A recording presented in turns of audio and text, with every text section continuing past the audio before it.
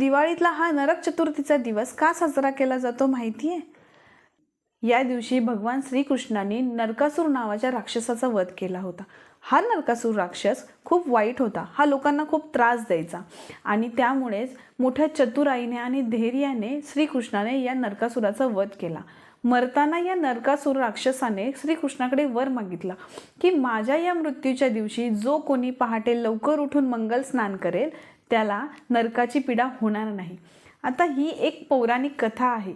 पालकांनो, ही फक्त एक पौराणिक कथा आहे, पण यातून मुलांना आपण काय शिकवण देऊ शकतो की नरकासूर नावाचा जसा राक्षस वाईट होता त्याप्रमाणेच आपल्यामध्ये देखील वाईट गुण असतात.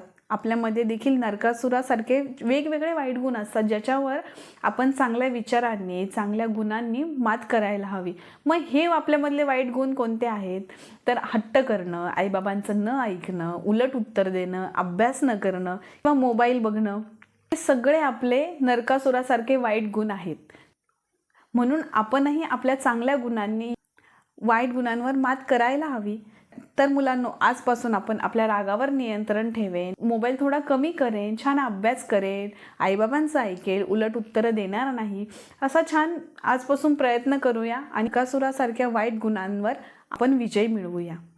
अगदी श्रीकृष्णाने ज्या पद्धतीने वाईटावरती विजय मिळवला त्याच पद्धतीने आपणही आपल्यातल्या वाईट गुणांचा आज नाश करूया.